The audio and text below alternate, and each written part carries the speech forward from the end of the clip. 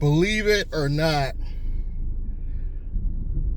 especially coming from me, being a Uber driver, Uber and Lyft driver, rideshare driver, whatever you want to call it, wasn't all bad.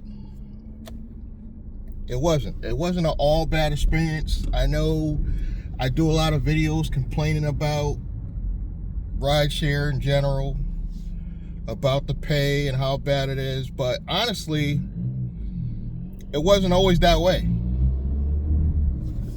It actually started out pretty good. I mean, my first couple of rides was very scary because I had to go out. I'm sorry about the loud car in front of me. It was pretty scary in the beginning because the first couple of rides I got was to New York, which is out of state because I'm in Connecticut. And I forgot how aggressive New York drivers are. They say Connecticut drivers are aggressive, but I don't think there's any drivers in the world as aggressive as New York drivers. Some people say California drivers are just as bad or as dangerous. I don't know from experience. I can tell you though, New York was scary. But like I said, it wasn't always a bad experience. And I'm an introvert. So this is the introvert's perspective. I am a very shy person. That's why I like doing videos alone. But it was funny because when I started driving, I started realizing that I like talking to passengers. I actually started enjoying talking to passengers as an introvert. I don't know what, maybe it's something with them being behind me and not facing me that makes me feel more comfortable. But I started becoming almost like a therapist to some people. And that comes with age. You have experiences. Some people think Uber drivers are just dumb people that can't get a regular job. I've had people that thought that. And then they realized that some of the smartest people were driving due to job loss or convenience. They had to be in their home and it was more convenient to just jump off the app and go tend to their family members or animals or wherever the case may be. And rideshare was just flexible. Now, I can't really speak on delivery. I never actually was a delivery driver, so I can't really speak on that, at least not yet. I did plan on trying it out this year just to feel it out. But there's a lot of challenges with the rideshare in recent years. I would say after the pandemic. Of course, before the pandemic or during the pandemic, the Obama administration was giving out a lot of money. And it was making it easier for drivers for a little bit while, as well as a lot of people were getting stimulus money. So a lot of people, I'm not here to argue who gave out the money. I say it was the Obama administration. Some people think it was Trump. But the stimulus packages, the EIDL program, the PPP, I benefited from all of those during and even after the pandemic, just as a rideshare driver. And that was one of the first times that drivers could get a loan or a grant with ease, because independent contractors, unless you're set up like a real business, meaning a LLC or corporation, it is not easy to get grants, credit cards, loans as a sole prop, unless you're using obviously your own personal credit. It's not easy. And this was like the first time that they treated drivers like actual business owners.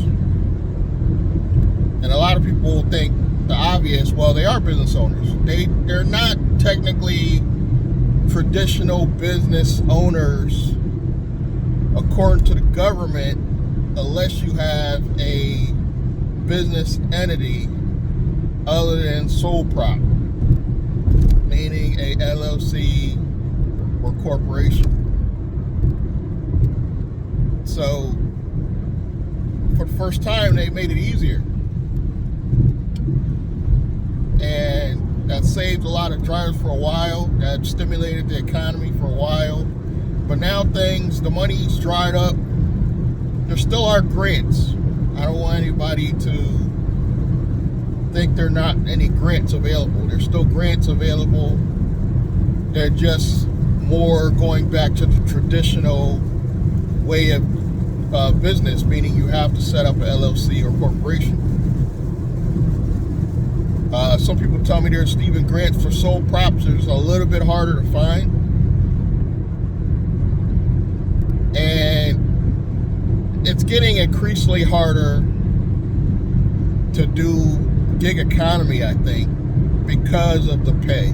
Let's keep it real. That's why I'm bringing up this topic on grants and loans, and because we keep trying to float doing gig economy with grants, loans, and other financial products, when the truth be told, we need to start our own business and just stay in our own business.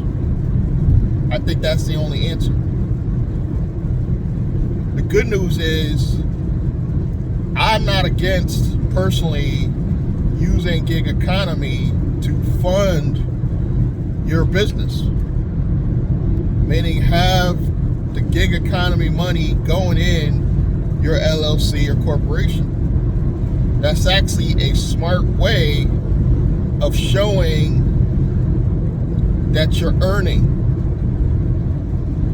Because for a long time, I was following all these gurus and people that are, online that tell you to just start an LLC, and they don't tell you how to make the money. They never tell you how to go make the money. They never talked about that. They was just like, go set the entities up and then go to the bank and say you're doing this. The bank's gonna be like, well, you're not making any money. This is where I like gig economy because it shows you're making money. You can have that money. You can set up a LLC, and a taxi and delivery code, SIC code, is lower risk than trucking. So they're not going to be opposed to opening you a bank account if you say you're doing medical deliveries, or you're transporting school kids, or you're doing even regular food delivery. They're not going to be opposed to opening you up a business bank account for those things. Trucking, they don't like. They just don't like trucking. For obvious reasons, very high risk. They're not against taxi and delivery. You don't have to be set up like a limousine company to get money. Now, I think if you set your stuff up like a real business, you have more of a chance to succeed in the future. And I'm here to tell you the truth. I didn't do it that way. I set up the way most drivers do. I'm not going to say everybody, but most drivers did. I put it in my own name. But I still benefited, during the pandemic, because that was the one time they allowed us to do it in our own name. But going forward, this is the reason why I want to go private, because there's still money out there, but they only want to give it to real businesses. They don't consider Uber and Lyft a business unless it's put into a LLC or corporation. Now, why is this good? For one, the biggest problem, and I've experienced this, hit me in the comments if you experienced this, when you went to go finance a car and you showed them your statements from Uber and Lyft, they're like, no, that's not a real job. They want to see pay stubs. Now, fast forward, there are some dealerships now that even if you do show them your gig economy income, they count that. So I don't want you to think that there aren't any now. I'm talking about before the pandemic, I could not find any. So just to get more offers, why not just set it up like a real business?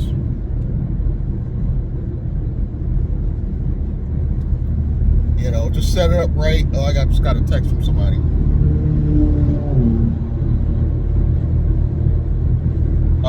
Just set it up right, and you have more offers from traditional banks.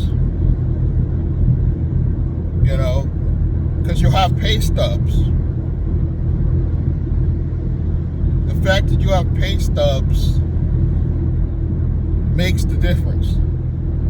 You could go have your gig economy money, go into your LLC, and actually go to ADP or any of these companies and have them furnish you real pay stubs. Now you could go to pretty much any financial institute and be like, this is my pay.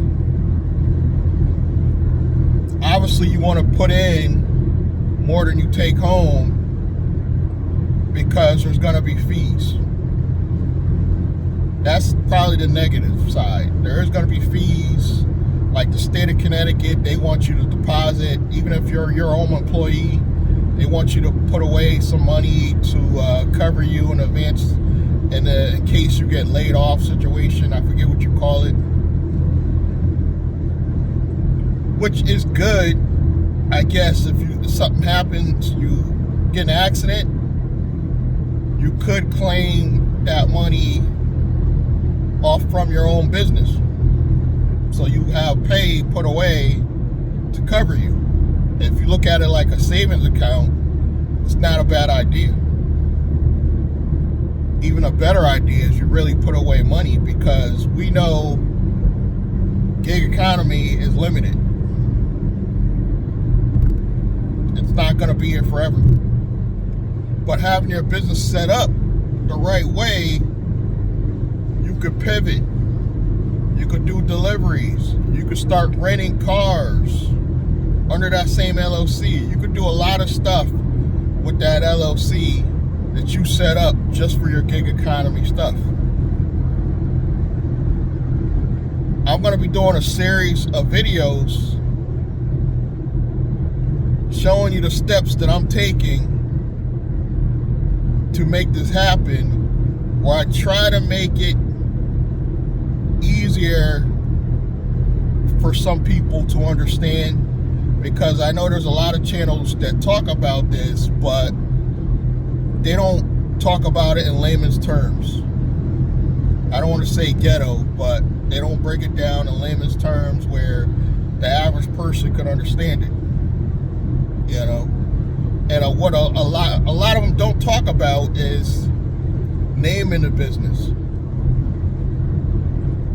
I don't think what you name it could make it high risk. Like a lot of people doing transportation at the end of the name. That's making it high risk. I don't recommend that at all. What I recommend is you set this up in a way that it's low risk as possible, which I'm going to be going through all the steps. I don't want to do it in this video. You make it as low risk as possible so that you can pivot and do different things with a very generic name that doesn't say what you're actually doing. Now, I was watching Pedro, Mr. Bet on You Santiago, and he was talking about how he got deactivated from Spark. Man, Pedro can't catch a break. First it was DoorDash, now it's Spark. And I think because you got a lot of haters. And I am taking a risk. I am taking a risk by talking about Rideshare on this platform, on the YouTube platform. Because I could have a hater that could call up Uber or Lyft, say something negative, and get me booted off the platform. That's why I'm thinking about the future. I don't plan on being on these platforms much longer. I plan on staying on these platforms just long enough to steal passengers. Yes, I said it, steal passengers. It is not my goal to stay on these platforms for the near future. You know? And I don't want to give it a time limit because I may want to keep the apps for like just the weekends in the future or something like that. So I don't want to say I'm definitely quitting next year, because I've said that in the past and I made myself look like a liar. So I don't want to say any given amount of time. I don't, because by saying any specific time, I look more like an idiot. But I would say in the present time, I'm probably going to drive while I'm setting up. I was originally just going to call it a going private business, but now I'm thinking maybe I'll do a pivot and won't really label it, because I plan on doing many things. I might want to do catering. I might want to do medical deliveries. I might buy a vehicle that I do want to rent. So I no longer want to just label it I'm going private per se. That's basically what I'm doing, but I don't want to label it a private rides business, because you got to diversify, especially now. I think this is the time, if any, to diversify, because we don't know what's going to happen in the future. We just don't. We know for a fact automation is kicking in, but we don't know when, and we don't know, exactly when anyways. We just know we need to bring in dollars. And the best way to do it is to set up your own business, I believe, and set it up with the intent of making it presentable like a real company or corporation, business per se, so that you can show pay stubs. You can show you have a job, quote unquote. You're the employee. No one needs to know you're the boss. That's the beauty about this. When you go show your pay stubs, no one needs to know you're the boss of your own corporation or business. You're an employee. You're presenting your pay stubs as if you're an employee. And that's all they need to know. They don't need to know nothing else. This is what I make. The good thing about that too is your salary could go up whenever you want. So if you need a higher salary and your business is providing the money, up your salary. But keep it just under what you're putting in the bank, because you got to remember there will be some fees. Now, the way I'm talking about setting it up, it is double taxation. Meaning you will be paying taxes on the corporate side and on the personal side. But you can make it an S corp. But I would say talk to your tax professional, because if you make it an S corp, now you don't want to put employees in your S corp. If you plan on having employees in the future, you might want to keep it as a LLC, taxed as a C corp, or taxed as a regular LLC. Talk to your tax professional. I'm doing it the way I want to do it, but you need to talk to your tax professional, because you might not never want to hire, and an S corp might work better for you. So I don't think C corps are as bad as people think, because let's say you do have a lot of extra cash. There's ways that you could put away and save a lot of extra cash with C Corps too. People think only S Corps are set up to save money. That's not necessarily true. But again, talk to your tax professional. I gotta check out who's been trying to text me, and I hope you guys have a great day. And I hope this video helps some people and find some people and tell them that it's why it's important to set up things like a real business for the future, you know, and diversify as much as possible. I'm not just talking about different apps. I'm talking about different opportunities may come up, and if you have an LLC, you can take advantage of those. I'll give you an example before I go. I'm setting this up as a quote-unquote transportation LLC, but I'm also doing media and marketing, you know, with the AI stuff. I do have a link if you guys want some free AI training. The link will be below this video. Free AI training to help me market my YouTube, which is media. So I can have, let's just say my YouTube channels, I monetize them, start collecting money. That also can go into that LLC, even though it's technically a different business. I can have everything go to one LLC and then break it up later. Once I've decided the direction I'm going, start setting separate entities or companies up. Something to think about.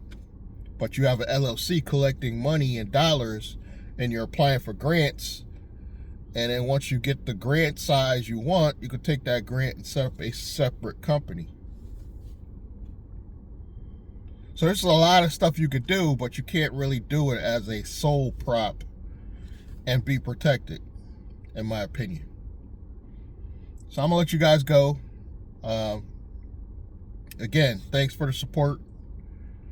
Now, hopefully in the future, subscribe, like, comment, click that bell icon, and I'm gonna see you guys in the next one. Thank you.